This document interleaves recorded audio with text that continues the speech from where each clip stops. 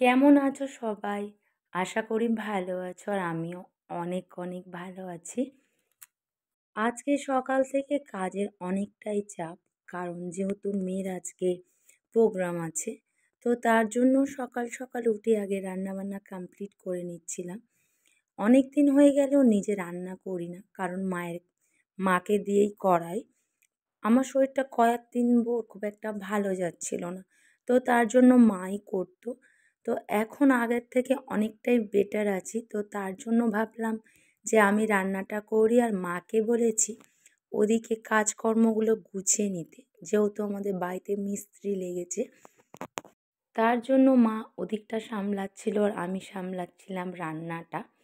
এদিকে আবার এখনো পর্যন্ত মেয়ের কোনো ড্রেস বার করা হয়নি।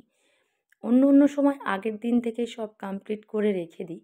আজকে আর অতটা ভাল লাগছিল না রাতে, তো তার জন্য আর কিছু করিনি। আজকে শুধু জাস্ট মাছের ঝাল করব আর একটা তরকারি করব। এগুলো হয়ে গেলে রান্নার শালটা পুরো ভালো করে গোবর মাটি দিয়ে নাতা দিয়ে কমপ্লিট করে একেবারে উঠে যাব। দিয়ে মেয়ের আগে স্নান দান করিয়ে মাথায় যদি শ্যাম্পু করে ওটাকে করিয়ে নেব। নিয়ে তারপর মেয়েকে রেডি করাবো। তো এগুলোই করতে করতে অনেকটাই দেরি হয়ে যাবে, যেহেতু এখন শীতকাল। তো তার জন্য তাড়াহুড়ো করে করতে হবে। আর বাড়ির কাছেই প্রোগ্রাম হলে কি হবে, ওর আবার নাচের রিহার্সাল রয়েছে আজকেই। তো তার জন্য ওইগুলো গুছিয়ে গাছিয়ে দিয়ে ওকে একবার নাচের রিহার্সালে দিয়ে আসতে হবে। তারপর বাড়িতে এনে ওকে ড্রেস পরাবো। নাচের রিহার্সাল থেকে আসতে অনেকটাই লেট হয়ে গেছে, বাট তাড়াহুড়ো করে শাড়িটা আমি পরিয়ে দিয়েছি। আর ওকে বললাম ঠিকঠাকভাবে দেখে নে, কারণ ও এখন থেকেই মা এটা ভালো হচ্ছে না, এই জায়গাটায় কেমন খুঁতখুঁত করে। তো দেখো আমি ভালোভাবে ঠিকঠাক করে সব কিছু পরিয়ে দিয়েছি, তা সত্ত্বেও ও মা এইটা ঠিক হচ্ছে না, ওইটা ঠিক হচ্ছে না, এই রকম করতে থাকে। তো এখনও পর্যন্ত ওর জুয়েলারিগুলো পরানো হয়নি, বাট বাদবাকি সব কমপ্লিট করে করা হয়ে গেছে। দুজনে একসাথেই যাব, ও আর ওর একটা বান্ধবী আছে। তো ওরও প্রায় সাজা কমপ্লিট হয়ে গেছে আর আমার মেয়ের শুধু জুয়েলারিটা পরাবো। তো দেখো আমার মেয়ের জুয়েলারি আমি পরিয়ে দিয়েছি কমপ্লিট করে। ওকে কেমন লাগছে অবশ্যই কিন্তু কমেন্ট সেকশানে জানাতে ভুলো না। আর ওর নাচের ভিডিও যদি তোমরা দেখতে চাও তো অবশ্যই পুরো ভিডিওটা দেখো, স্কিপ না করে। দেখো তোমাদের সাথে কথা বলতে বলতে প্রায় মেলাতে ঢুকে পড়েছি। তো এত সুন্দর সাজিয়েছে কি বলবো। হয়তো এবছর আমার মেলাতে আসা হতো না যদি না মেয়ের প্রোগ্রাম থাকতো। কারণ কাজের এত চাপ, আর ডিউটি থেকে বাড়িতে এসে আর মন লাগে না মেলাতে যাই বা কোথাও ঘুরি। যেন মনে হয় একটু বসে রেস্ট নিই, একটু শুয়ে থাকি, এমনটাই মনে হয়। আর এই মেলাটা আমি প্রত্যেক বছরই আসি, কোনো বছর আমার মিস যায় না। তো এবছরেও হয়তো মিস যেত মেয়ের যদি না নাচটা থাকতো। কারণ আমি ডিউটি থেকে এসে আর ভাল লাগে না যে কোথাও যাই। আমি তাড়াতাড়ি করে রান্নাবান্না কমপ্লিট করে মেয়েকে নাচে দিয়ে বেরিয়ে গিয়েছিলাম ডিউটিতে।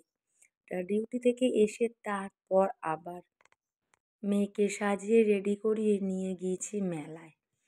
এটা কি সম্ভব হতো ডিউটি থেকে এসে মেলাতে যাওয়া? হতো না কেন, হতো। সবাই যদি একসাথে থাকতো হৈ হৈ করে, সবাই যদি এসে রিকোয়েস্ট করতো, তখন অতটা যে কষ্ট হচ্ছে যাবো না এই জিনিসটা মনে হতো না। আর যেহেতু একা তো ভালোও লাগছে না, কিন্তু কি করব, মনে জোর দিয়ে যেতে হচ্ছে। যেহেতু মেয়ের প্রোগ্রাম যেতেই হবে। আমরা ৪ জন মিলেই গিয়েছিলাম। কারণ যেখানে আমার মেয়ে নাচ শেখে আর কি, সেখান থেকেই আমরা ৪ জনে গিয়েছিলাম। বাচ্চারা ২ জন ছিল আর আমরা ২ জন গার্জেন ছিলাম। তো মেলায় ঢোকার আগে এত সুন্দর সাজিয়েছে, তো ওগুলোই আগে তোমাদের সাথে শেয়ার করে নিচ্ছিলাম। কারণ এত ব্যাপক সাজায় প্রত্যেক বছর, বিভিন্ন মানে এতে সাজায় আর কি। প্রত্যেকটা সাজের পিছনে প্রত্যেকটা কিছু না কিছু লেখা রয়েছে, কেন এটা দেওয়া রয়েছে। যে আলু বিক্রি করছে, মাংস বিক্রি করছে, এটা একটা বাজার হাট, বাজার বসেছে, এগুলো সব দেওয়া রয়েছে, নিজস্ব নিজস্ব কিছু লেখা রয়েছে। এত ব্যাপক লাগছে কি বলবো, তোমরা যদি নিজের চোখে না দেখতে বিশ্বাস করতে পারতে না। তো এগুলো হয়তো এবছর আমার দেখা হতো না, যেহেতু মেয়ের প্রোগ্রামটা ছিল বলে তার জন্য একটু মানে যাওয়া হয়েছে আর কি। আর এগুলোও তোমাদের সাথে শেয়ার করছি। তো অবশ্যই আমাকে জানিও কমেন্ট সেকশানে যে কেমন লাগছে তোমাদের।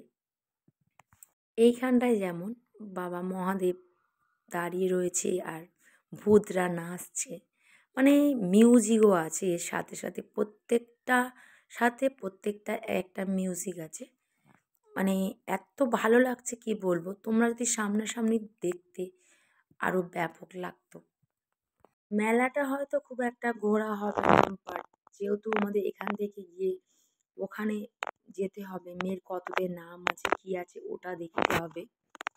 এগুলো মেলায় ঢোকার আগে দেখেছি, কারণ যেহেতু মেয়েরা আছে ওরাও দেখতে ভালো লাগছে, তো তার জন্য এইগুলো দেখে একেবারে নাচের ওখানটাতে চলে যাব যেখানে প্রোগ্রামটা হচ্ছে। ওখানে গিয়ে দাঁড়াতে হবে, মেলা ঘুরতে ঘুরতে হয়তো আমাদের দেরি হয়ে যাবে, তো তার জন্য নাচের শেষে চেষ্টা করব যে মেলা ঘোরা। এরপরে আর এনার্জি থাকবে না, কারণ অতক্ষণ লাইনে দাঁড়িয়ে তারপরে মেলা ঘোরার। মেয়ে যদি খুব বায়না করে তখন একটু মেলাতে যাব, বাট না হলে ওকে কিছু খাইয়ে নিয়ে বাড়ি চলে যাব।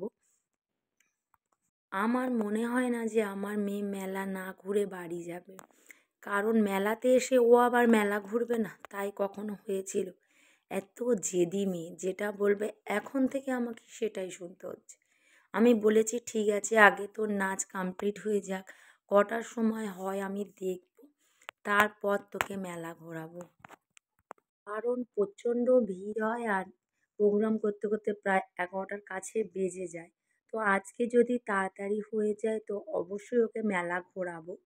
আর যদি ওরকম 11টা 11:30 বেজে যায় তাহলে ওকে খাইয়ে টুকটাক একটু একটা দোকান হয়তো দেখিয়ে ওকে বাড়ি নিয়ে চলে যাব বুঝিয়ে বাজিয়ে।